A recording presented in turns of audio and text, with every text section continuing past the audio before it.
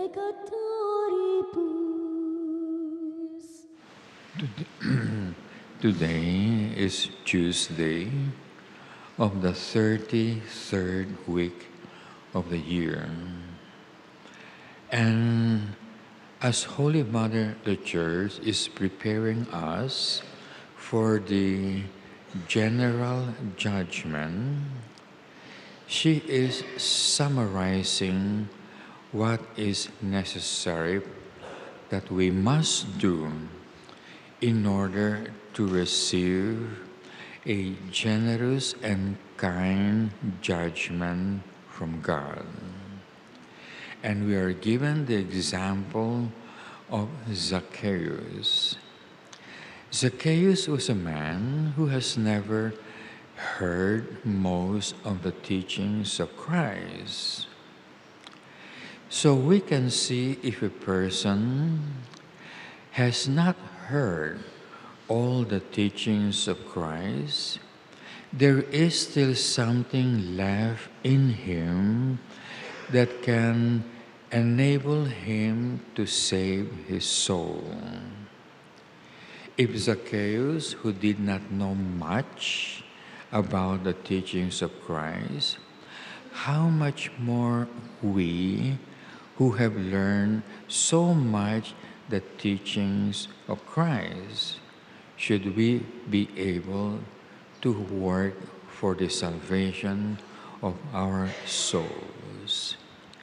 We have seen in the past the meaning of the gospel in which Zacchaeus was described as a short man. St. Thomas says this is a symbol that he has a very short faith or a very small faith. But he had faith, and that is good. And then we were told how he climbed the sycamore tree and therefore became taller so he could see Jesus Christ.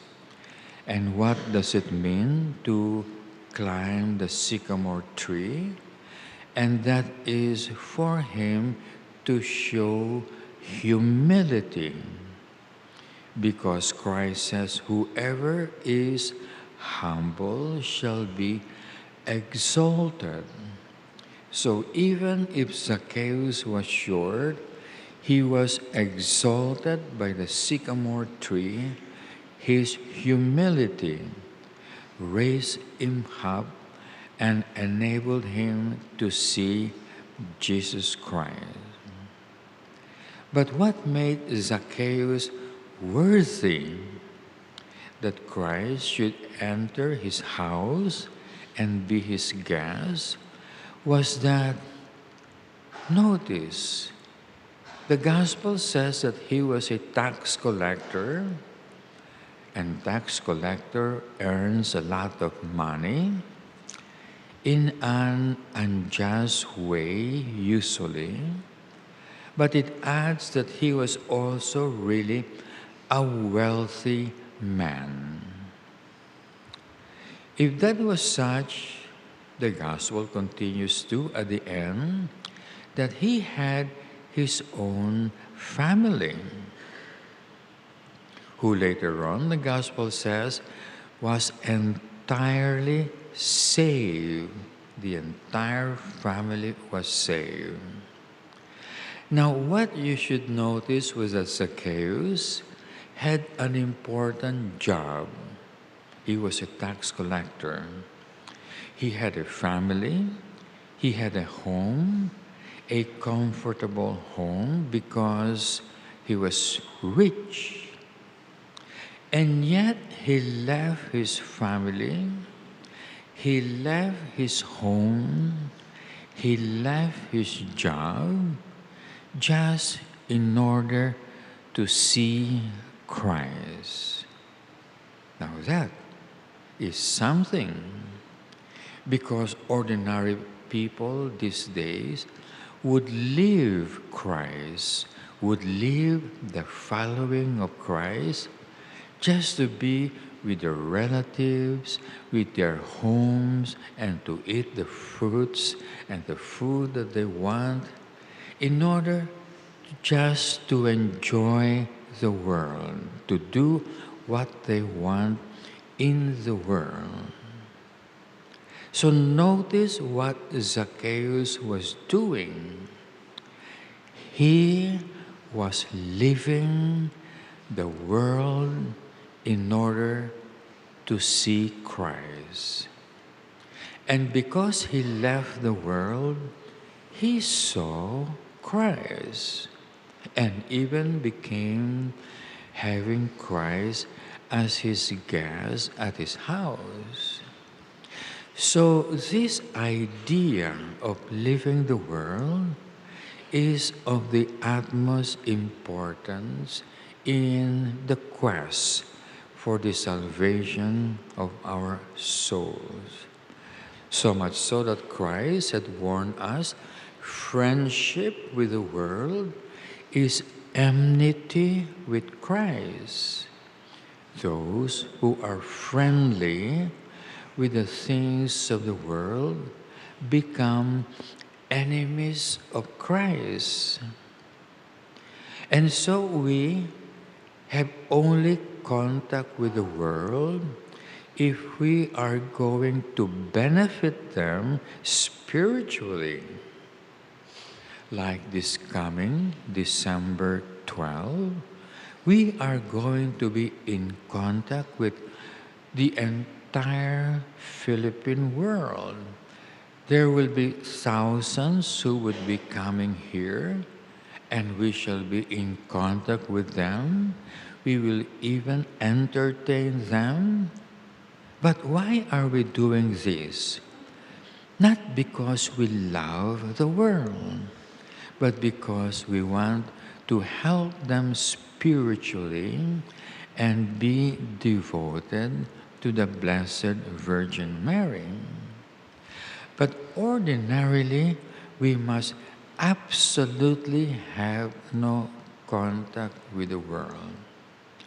And therefore, the devil had always used the world to tempt us, because love for the world will automatically make us enemies of Christ. Why? Because as Christ himself says, the prince of the world is Satan.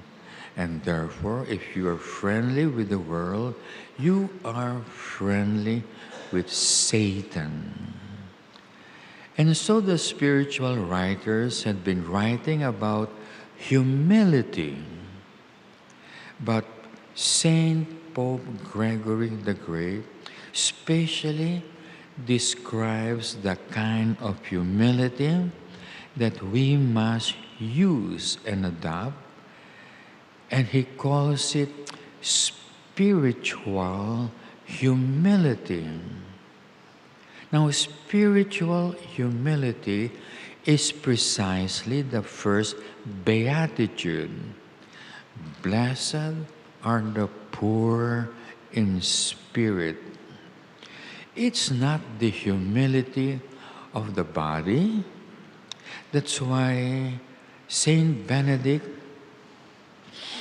calls it monastic humility.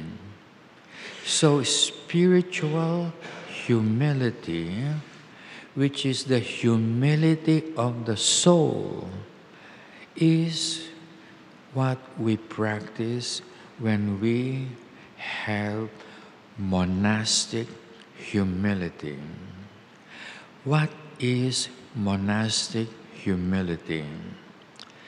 Monastic humility is when you obey the discipline of the monastic life.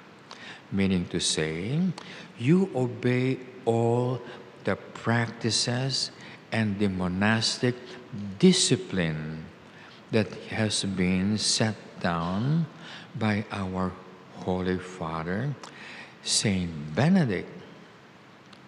It is a matter of disciplining the soul.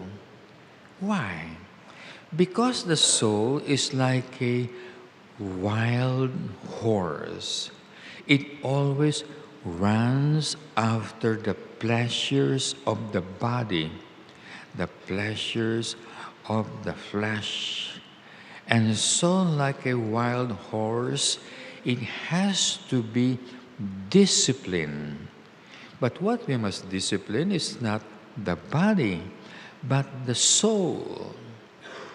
That is why Pope Saint Gregory noticed that the rule of Saint Benedict does not provide such thing as physical mortification. Unlike the saints, we do not wear hair shirts. Like the great saints, we do not stay awake the whole night. Like the great saints, we do not fast whole days and whole nights. We do not tie chains around our waist or live on the top of pillars. Everything in the monastic life to gain monastic humility or spiritual humility, which is to be poor in spirit, and this precisely is the humility of Christ, requires observance of monastic discipline. Did you notice Eleazar in the first reading, who was being forced to eat meat, and he did not? Now, what's wrong with eating meat? Notice, we eat a lot of meat. We eat chicken, pork, ostrich, beef, so much. How come Eleazar had to give up his own life just to avoid eating meat, which for all practical purposes does not seem to be evil, and it is not evil to eat meat because it was a discipline of the Old Testament to train them to control their passions, their concupiscence, to train the flesh and discipline them. If you will notice, if anyone usually abandons God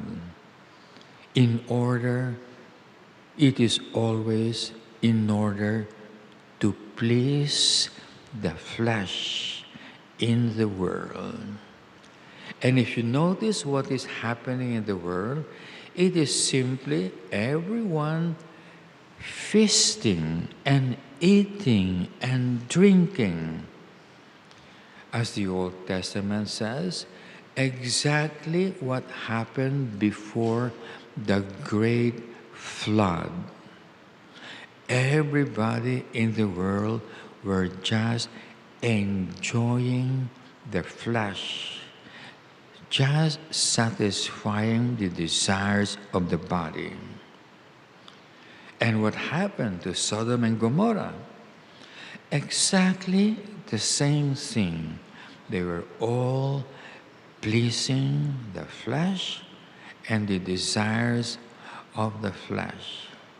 This is the greatest temptation, and most probably will be the reason why we will go to hell, pleasing the flesh.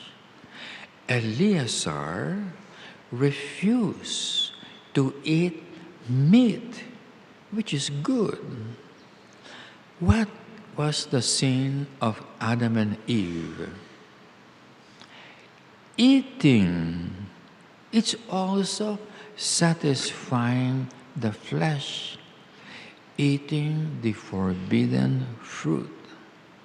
And all of us are tempted in that way all the time, to satisfy the flesh. It is a very unruly part of ourselves. But how are we going to control this? With the grace of God alone. Only with the grace of God.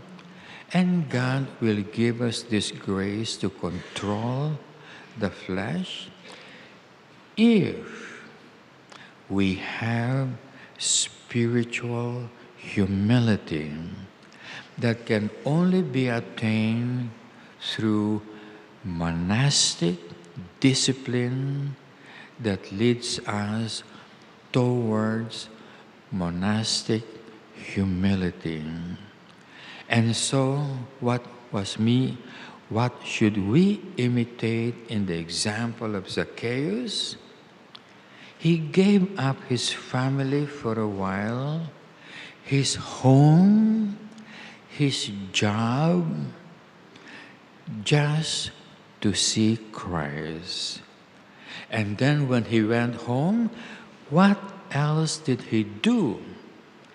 He gave up his job.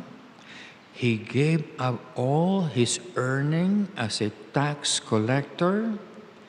And he gave up all his wealth. As St. Thomas says, if you put all those things that he gave up, there was nothing left, nothing worldly left for Zacchaeus. So Zacchaeus had Christ as a guest in his house. Really? As St. Thomas says, Christ was a guest in his soul because he had spiritual, monastic humility. In the name of the Father, the Son, and the Holy Spirit, amen.